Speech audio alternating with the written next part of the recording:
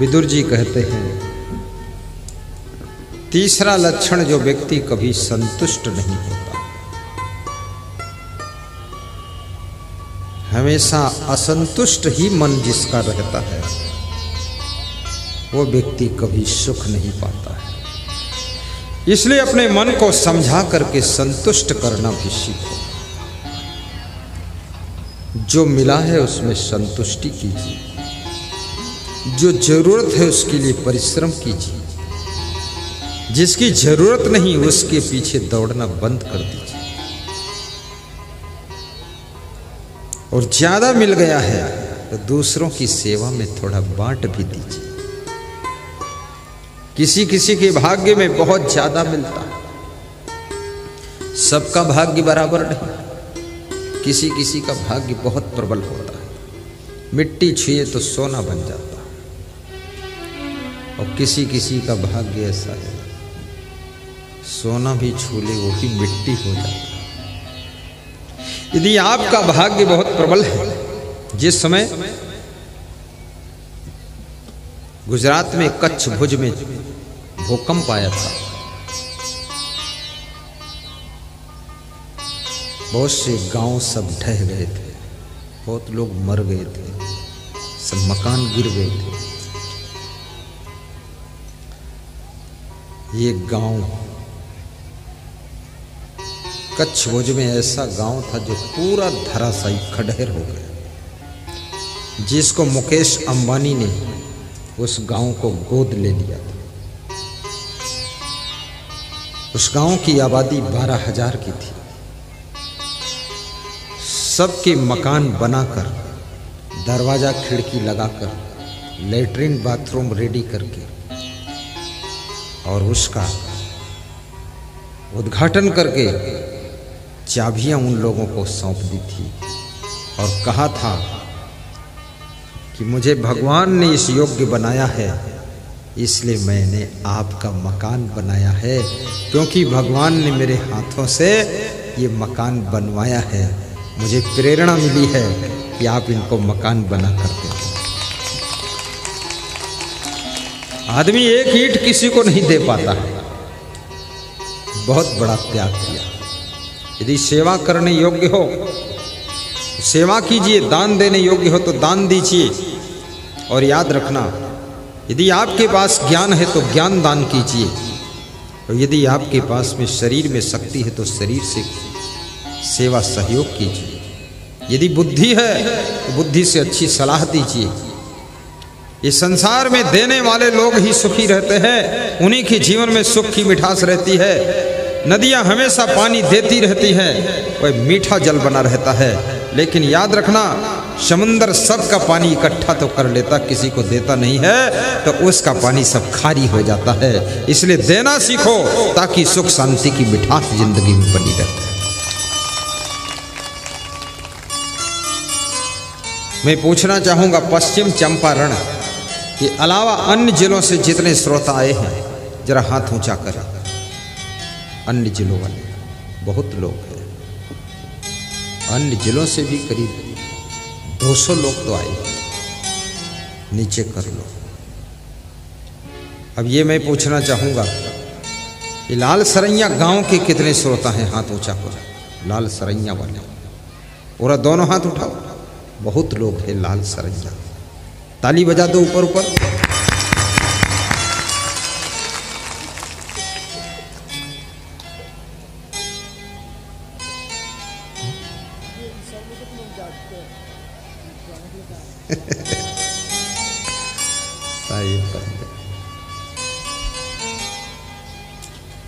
ईर्षु घृणी न संतुष्टा, क्रोधनो नित्य संकिता।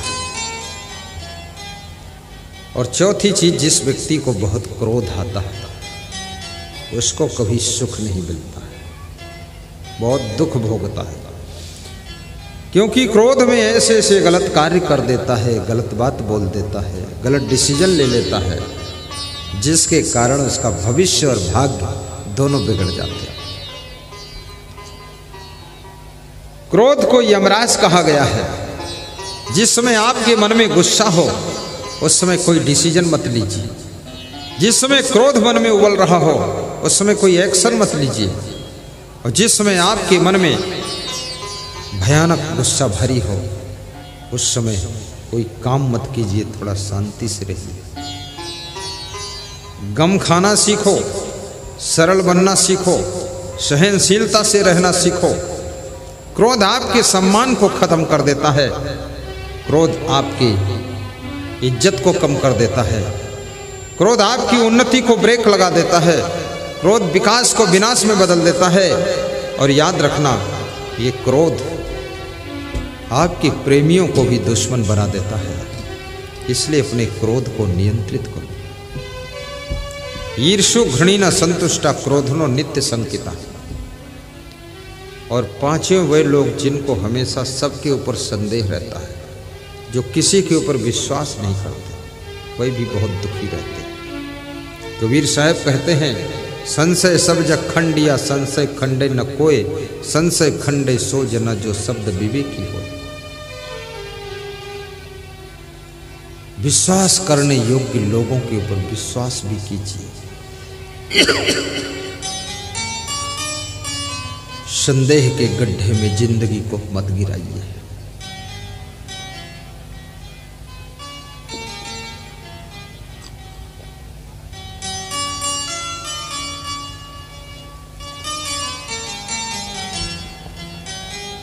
अश्रद्धानश्च अज्ञः च अश्रद्धानश्च संशयात्मनः नायम लोकोस्ति न परो न सुखम बंधात् प्रमुच्यते।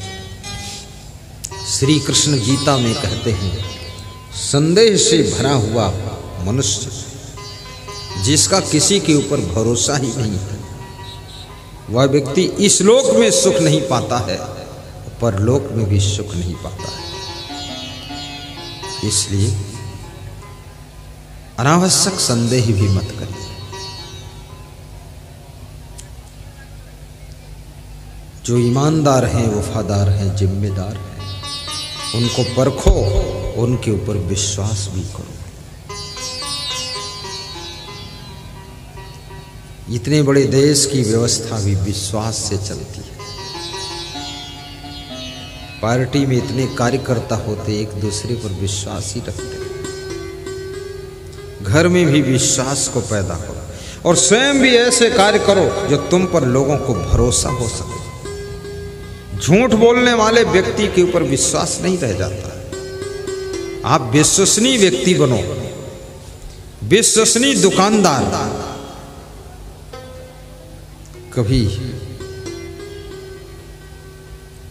नुकसान नहीं उठाता है, बहुत उन्नति करता है। ग्राहक के विश्वास को जीतो।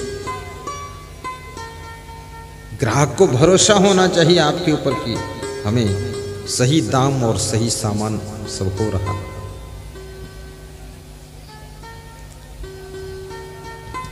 और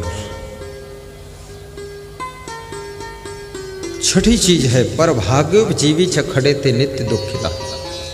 जो दूसरे की कमाई पर जीना चाहते, खुद कुछ काम नहीं करना चाहते, जो पराधीन हैं, आलसी हैं, निकम्मे हैं, कुछ करने की इच्छा नहीं है, ऐसे पड़े रहते जैसे भैंस का पड़वा पड़ा रहता है।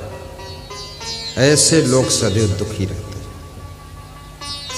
कुछ काम करो, कुछ काम करो, जग में रहकर कुछ नाम करो। आलस्य मनुष्य का सबसे बड़ा शत्रु है।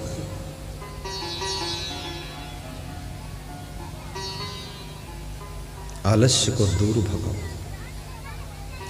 जिस घर में 2 रोटी खाते हो, 10 रोटी कमाने भर की मेहनत भी करो। एक 35 साल का नवयुवक मिला तो मैंने पूछा क्या काम करते? बोले अभी तो कुछ नहीं करता। तो मैंने कहा खर्चा कहाँ से चलता है? बोले पापा नौकरी करते हैं, मम्मी आंगनबाड़ी में काम करती है, उन्हीं के पैसे से जी रहा हूँ। 35 साल के हो गए, कुछ नहीं करते, माँ बाप के ऊपर भार बने पड़े। जॉर्ज वाशिंगटन अमेरिका के राष्ट्रपति 23 साल की उम्र में राष्ट्रपति बन गए थे। सोचिए, वो 35 साल के हैं, कुछ नहीं कर रहे।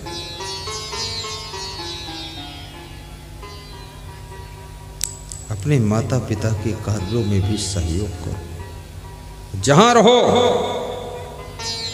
किसी के ऊपर भार बनकर मत रहो, होनहार बनकर रहो। और जहां रहो वहां तुम्हारी वजह से बहार आनी चाहिए, त्योहार आना चाहिए, सारा व्यवहार बदल जाना चाहिए। तब समझ लो तुम्हारा जीना सार्थक है। किसी के ऊपर भार बनकर क्यों पड़े थे। साधुओं में भी कितने साधुओं को देखा जाता है, किसी आश्रम में जाएंगे बस बैठे रहेंगे। उनसे पूछो क्या बीमार हो, तो कहते बीमार तो नहीं, लेकिन बीमार होने की तैयारी कर रहा हूं। बहुत आलसी, न दाल चावल अमनिया कराएगा, न भोजन बनाने में मदद करेगा।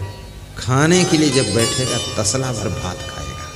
परात बड़ा कामचोर, नहाने जाएगा 2 घंटे नल पर बैठा रहेगा। मैं साधु हूं ना, निकम्मे साधुओं से भी मेरा पाला पड़ता। देखता हूं तमाशा लोगों का। जब तक वे स्नान करते हैं उतने पीरियड में तो हम 20 श्लोक याद कर लेते हैं। मैं देखता हूं उनको, मैं समझ गया कि अपने भाग्य को बिगाड़ रहा है, किस्मत को बर्बाद कर रहा है। जो व्यक्ति अपना समय बर्बाद करता है, याद रखना उसकी किस्मत बर्बाद हो जाती है। जो समय का सदुपयोग करता है उसके सौभाग्य का सूरज उदय हो जाता है, सौभाग्य का सूरज उदय हो जाता है।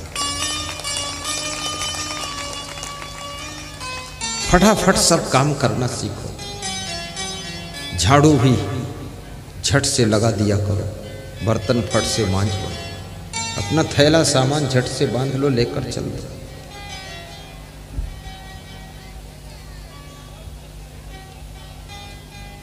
न रहो न निराश करो मन को, कुछ काम करो, कुछ काम करो।